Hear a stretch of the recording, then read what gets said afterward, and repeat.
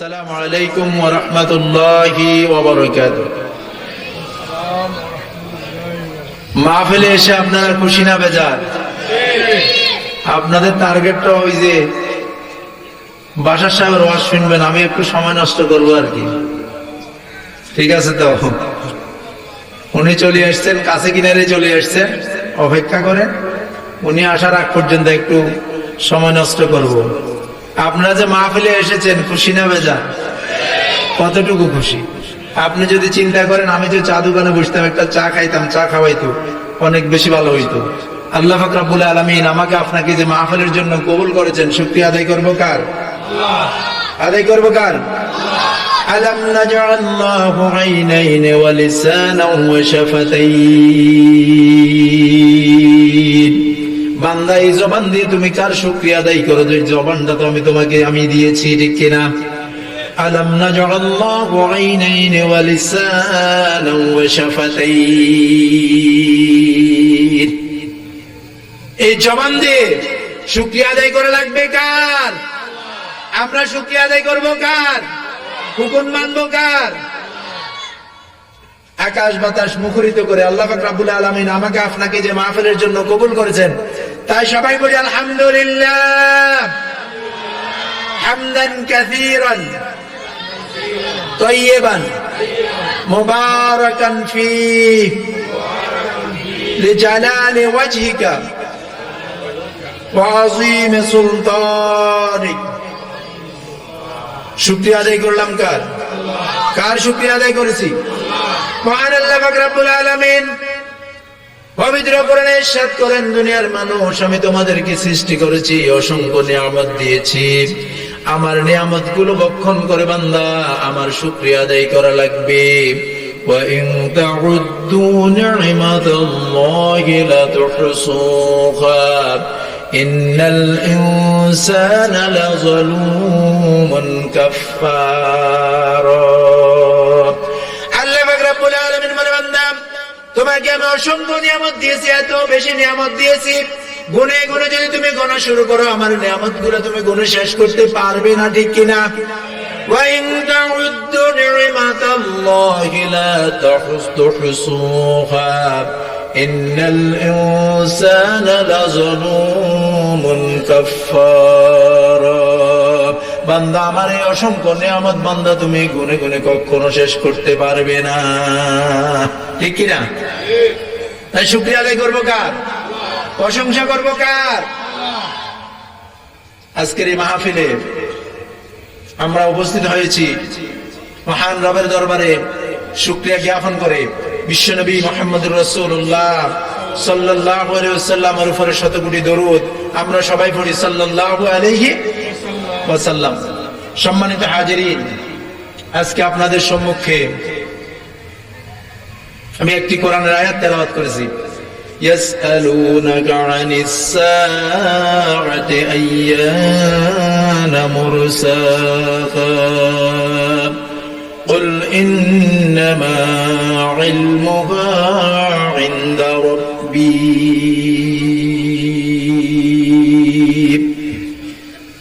সাহাবায়ে কেরাম রাদিয়াল্লাহু তাআলা আজমাইন আমার রাসূলকে একদিন প্রশ্ন করলেন, রাসূল কিয়ামত কখন হবে? কখন কিয়ামত অনুষ্ঠিত হবে? ইয়াসআলুনাকা আনিস সাআতি আইয়ানা মুরসাহা, কখন কিয়ামত অনুষ্ঠিত হবে? রাসূলুল্লাহ সাল্লাল্লাহু আলাইহি ওয়াসাল্লামকে আল্লাহ পাক রব্বুল আলামিন ঘোষণা দিয়ে দিলেন, ও মুহাম্মদ সাল্লাল্লাহু আলাইহি ওয়াসাল্লাম, আপনি বিশ্ব মানবতাকে জানিয়ে দিন, কুল ইন্নামা ইলমুহা ইনদা রাব্বী। আল্লাহু আকবার। এই কিয়ামতের জ্ঞান কার কাছে? কখন কিয়ামত হবে কে জানে? এই বিষয়টা আল্লাহ পাক রব্বুল আলামিন এত বেশি গোপন করেছেন, আমার রাসূলকেও জানানো হয় নাই। রাসূলুল্লাহ সাল্লাল্লাহু আলাইহি ওয়াসাল্লাম কিয়ামতের কিছু আলামত বর্ণনা করেছেন, ঠিক কিনা? আমার রাসূল বললেন, যখন এই আলামত গুলো দেখবেন তখন কিয়ামত অতি নিকটবর্তী হয়ে যাবে। আজকে আপনাদের সম্মুখে তিনটা আলামতের বিষয়ে একটু কথা বলার চেষ্টা করব। ওয়া মা তাওফীকি ইল্লা বিল্লাহ। এক নম্বর আলামত, আলামতে কুবরা, সুগরা নয়, অনেকগুলো কিয়ামতের আলামত আছে। তার মধ্যে বড় বড় 3টি আলামত, 4টি আলামত বড় বড়। 1 নাম্বার হচ্ছে ইমাম মাহদী আলাইহিস সালামের আগমন, ঠিক কিনা? 2 নাম্বার দাজ্জালের আগমন, 3 নাম্বার ঈসা আলাইহিস সালামের আগমন, 4 নাম্বার ইয়াজুজ মাজুজের আগমন। এই আগমনগুলো যখন পৃথিবীতে ঘটবে, সর্বশেষ ইয়াজুজ মাজুজ যখন পৃথিবীতে চলে আসবে, তখন বিশ্ব মানবতা কিয়ামতের জন্য অধীর আগ্রহে অপেক্ষা করতে থাকবে। একেবারেই নিকটে কিয়ামত চলে আসবে। ইমাম মাহদী আলাইহিস সালাম পৃথিবীতে কেন আসবেন আমাদেরকে বুঝে রাখবেন। অনেক আলেম বলতেছেন মাহদী চলে আসছে, আসতেছে, পরশু আসবে, 2 বছর পরে আসবে, 5 বছর পরে আসবে। আসলে কথাটা ঠিক নয়, এইভাবে বলাটা উচিত হবে না। যেহেতু কিয়ামত কখন হবে আল্লাহ ছাড়া কেউ জানেন না। ইমাম মাহদী আলাইহিস সালামের কিছু আলামত বর্ণনা করা হয়েছে, কখন তিনি পৃথিবীতে আসবেন। ওই আলামতগুলো একটু একটু চিমটম দেখা যাচ্ছে। 1 নাম্বার আলামত হচ্ছে ইমাম মাহদী আলাইহিস সালাম যখন পৃথিবীতে আসবেন, পুরা পৃথিবীটা অশান্তির আগুনে দাবানো জ্বলবে। আপনি সিরিয়ার দিকে তাকান, আজকে প্রায় 10 বছর 12 বছর সিরিয়াতে দাবানলের আগুন জ্বলে, ঠিক কিনা? এরপর আপনি ফিলিস্তিনের দিকে তাকান, ফিলিস্তিন আজকে কতটি বছর স্বাধীনতার জন্য সংগ্রাম করে দাবানলের আগুন জ্বলে। আজকে সিরিয়ার পক্ষে কথা বলার কেউ নেই। আজকে ইসরায়েল ফিলিস্তিনের উপরে জুলুম করে, তাদের পক্ষে কথা বলার লোক নেই।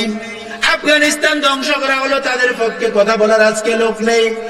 ওই মুহূর্তে আল্লাহ পাক রব্বুল আলামিন মুসলমানের অভিভাবক হিসেবে ইমাম মাহদী আলাইহিস সালামকে এই পৃথিবীতে আল্লাহ পাক রব্বুল আলামিন মুসলমানদের নেতৃত্ব দেওয়ার জন্য, ইকামতে দ্বীন প্রতিষ্ঠা করার জন্য, কোরআনের সমাজ প্রতিষ্ঠা করার জন্য আল্লাহ পাক রব্বুল আলামিন ইমাম মাহদীর আগমনটা পৃথিবীতে ঘটিয়ে দিবে।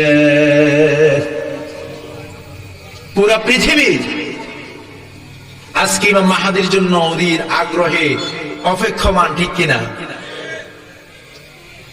আজকে আপনি পৃথিবীর দিকে তাকান, ফিলিস্তিনের এক মা, এক বোন, একটা আর্টিকেল লিখেছে, পত্রিকায় পড়েছিলাম, কেমন নির্যাতন তাদের উপরে চলে। ইমাম মাহদী আসার পূর্বে রাসূল সাল্লাল্লাহু আলাইহি ওয়াসাল্লাম অনেকগুলো হাদিস বর্ণনা করেছেন।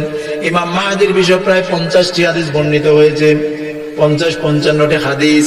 সবগুলো হাদিসের মধ্যে রাসূলুল্লাহ সাল্লাল্লাহু আলাইহি ওয়াসাল্লাম প্রথম যে কথাটা বলেছেন, ইমাম মাহদী যখন পৃথিবীতে আগমন করবে, তখন পুরা পৃথিবীটা অশান্তির দাবানলে চলতে থাকবে, পুরা পৃথিবী যুদ্ধ বিগ্রহ হবে, পুরা পৃথিবীর মুসলমানগুলো নির্যাতিত নিষ্পীড়িত হবে। ওই মুসলমানদের পক্ষে কথা বলার জন্য ইমাম মাহদীর আগমন ঘটবে।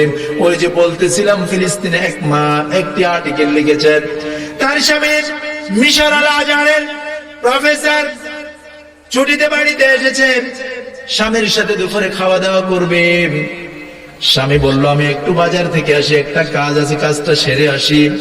স্বামী বাজারে গেল, বাসা থেকে স্ত্রী খাবার টেবিলে পরিবেশন করেছেন, স্বামী সহ প্রফেসর সহ একসাথে বসে খাবার খাবেন, কিন্তু অনেকক্ষণ তার স্বামী আসে না।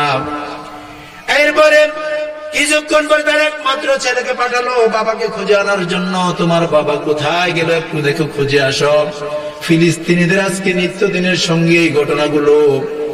ওই মা লিখতেছেন, আমার ছেলেটা বাবার খুঁজে গেল, ছেলেটাও ফিরে আসলো না। 1 ঘন্টা অপেক্ষা করার পরে আমি নিচে নামলাম স্বামী এবং ছেলের খোঁজার জন্য। টেবিলে ভাত রেখেছি, অনেকগুলো আইটেমের খান্না রেডি করেছি, স্বামীর জন্য অপেক্ষমান, ছেলের জন্য অপেক্ষমান। ও বিশ্ব মানবতা, শুনো, মুসলমান হওয়ার কারণে আমাদের উপরে কি পরিমাণ নির্যাতন নিষ্পেষণ চলতেছে শুনো। আমি যখন নিচে নামলাম, নিচে নামার পরে দেখতে পাইলাম ইসরায়েলের সৈন্যরা আমার স্বামী এবং আমার সন্তানটাকে বুলডোজার দিয়ে ডলে পিষে আমার দরজার সামনে তত্তাজা 2টা লাশকে ঝুলিয়ে রেখেছে।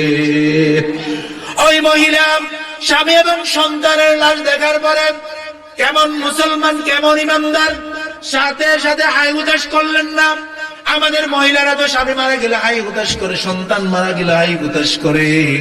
ওই মা পত্রিকায় লিখেছে, একবারের জন্য হাই হতাশ করলেন না, সাথে সাথে তার জবান দিয়ে বের হয়ে গেল, হাসবুনাল্লাহু ওয়া নি'মাল ওয়াকিল, নি'মাল মাওলা ওয়া নি'মান নাসির। আল্লাহু আকবার। আয় মায়েরা বলেন, আল্লাহ হাসবুনাল্লাহু ওয়া নি'মাল ওয়াকিল, নি'মাল মাওলা ওয়া নি'মান নাসির। আল্লাহ তুমি নিয়ামত দিয়েছো, নিয়ামত নিয়ে গিয়েছ, কোনো আপত্তি নেই তোমার কাছে, কিন্তু আল্লাহ তোমার নিকট আপত্তি করি, আমাদের জন্য তোমার পক্ষ থেকে সাহায্য পাঠাও। আজকে আমরা যারা ঈমানদার, নিজেদেরকে ঈমানের পরিচয় দিই, ঈমানের সাথে সাথে কিন্তু জিহাদ জড়িত, ঠিক কিনা? সূরা তাওবার 19 নম্বর আয়াত। আপনি ঈমান এনেছেন, নেক আমল করেন, সৎ কাজ করেন, ভালো কথা করেন, কিন্তু আজকের লোক কিন্তু জিহাদকে অস্বীকার করে, ঠিক কিনা? ইমাম মাহদী আসবেন, জিহাদের ডাক দিবেন। ইমাম মাহদী আসবেন, সকল মুসলমানকে ঐক্যের ডাক দিবেন, যারা কালিমা পড়েছে ঐক্যের ডাক দিবেন। কিন্তু আমাদের সমাজে এক শ্রেণীর নাস্তিক, এক শ্রেণীর মুনাফিক জিহাদটাকে সন্ত্রাসের সাথে তুলনা দেয়, ঠিক কিনা? জিহাদের সন্ত্রাস কখনো এক জিনিস নয়, জিহাদের বোমাবাজি কখনো এক জিনিস নয়। আল্লাহ পাক রব্বুল আলামিন সূরাতুত তাওবার 19 নম্বর আয়াতে বলেন, আজআলতুম সিকায়াতাল হাজ ওয়া ইমারাতাল মাসজিদিল হারাম কামান আমানা বিল্লাহি ওয়া বিল ইয়াউমিল আখির ওয়া জাহাদা ফি সাবিলিল্লাহি লা ইয়াস্তাউনা ইনদাল্লাহ আল্লাযীনা আমানু ওয়া হাজারু ওয়া জাহাদু ফি সাবিলিল্লাহি বিআমওয়ালিহিম ওয়া আনফুসিহিম আ'জামু দারাজাতান ইনদাল্লাহ ওয়া উলাইকা হুমুল ফাইজুন।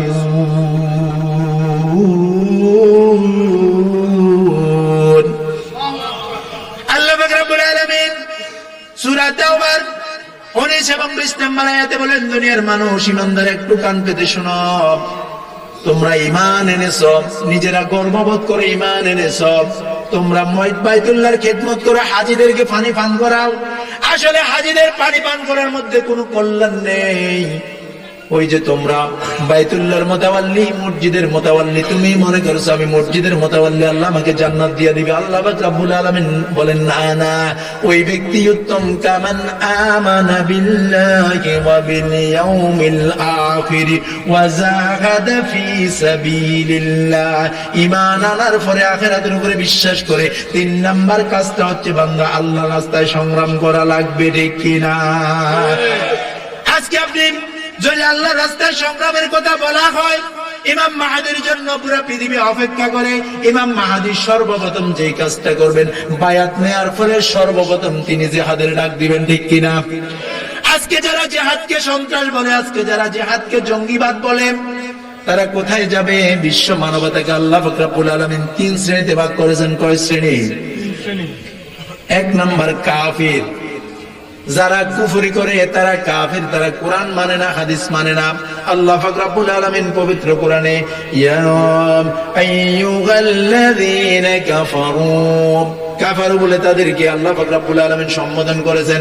আরেক শ্রেণীর লোক হচ্ছে যারা আল্লাহর পক্ষে, কোরআনের পক্ষে, রাসূলের পক্ষে।